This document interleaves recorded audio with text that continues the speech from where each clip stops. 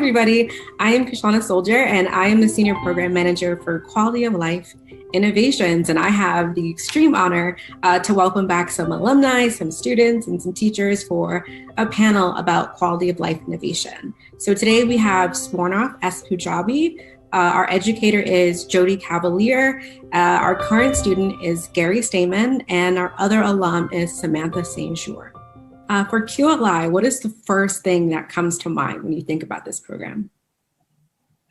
I think the first thing that comes to mind is definitely community. The reason I say community is because it really drives home in all the students that participate, especially in me while going through the program back in 2014, is the fact that we're looking at community problems that we see people have, be it at a small scale or even at a large scale, which may impact, nations or our entire globe. QLI really helps drive in that focus in young students, and that's why I say community is probably the biggest thing that QLI really emphasized for me. Gary, can you tell us about your QLI project? My quality of life project was the effects of cybersecurity education on how students use the internet. We were raised with the internet, and yet a lot of us don't know the most effective ways to utilize it and what to be afraid of. So this is why we decided to start this awareness and see what types of education would be most effective in making the internet a safer place.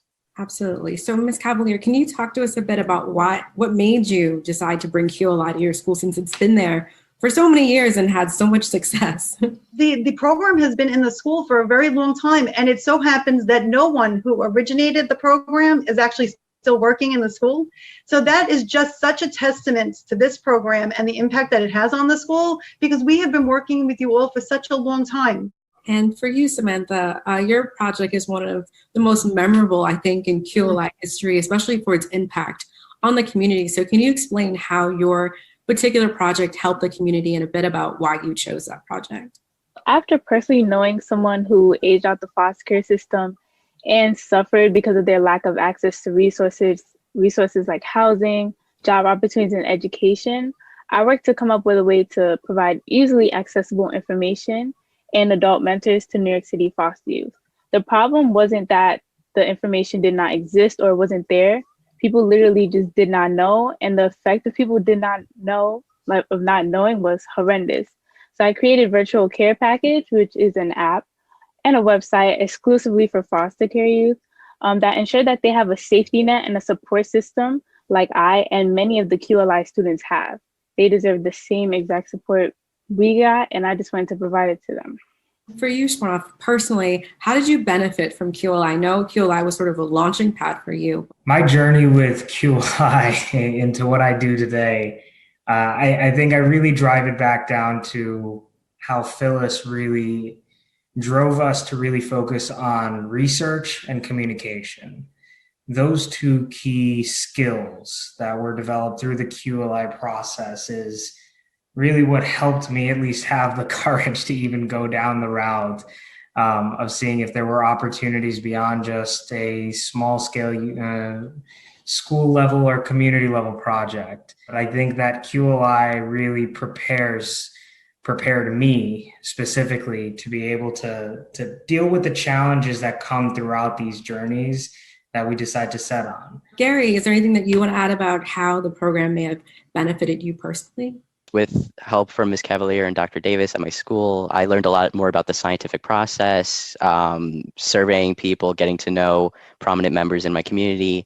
And because of that, I've actually since then grown a much deeper appreciation for the sciences. So Samantha, as you reflect on your experience in QLI, do you have a favorite memory or experience you'd like to share since you participated through DYCD? An amazing experience that QLI provides is the final round, kind of when you go in front of those judges and you speak.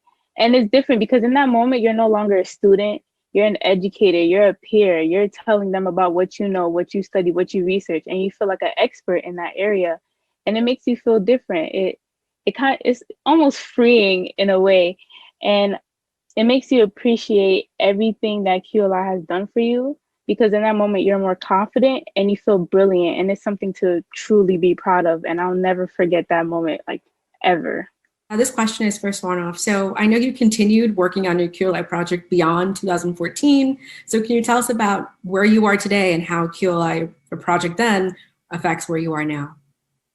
Yeah, so a lot has changed since 2014, as you can imagine. But yes, I still do continue to work on what I was doing back when I was in QLI. At the time, I was conducting research and building a device to harvest energy from people walking. Obviously, through QLI, it's trying to find problems in society that you can end up solving. Since then, I've gone on to actually start a company. And it's called Touchlight if people want to look it up. But basically, we've gone as far as to install tiles in places like the Brooklyn Navy Yard, and even got contracts with the Atlanta airport. We've raised capital from a series of utilities and investors. It's been a very serendipitous journey that I can, again, I really believe success is a testament to the skill sets that you develop along the way. As Samantha also said, just standing up in front of the judge, I feel like that's your rite of passage. And the first time you truly experience what it's like to present a solution to a problem you want to help solve. Absolutely. So Ms. Cavalier, we worked together a lot during the pandemic. So it's caused a lot of challenges, especially for learning. So could you share a bit about how I supported you through a very interesting year?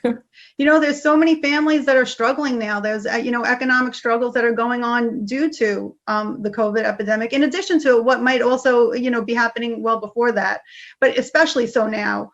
So the scholarship money is such a significant benefit that WISE offers to improve quality of life for everyone who's part of their competition.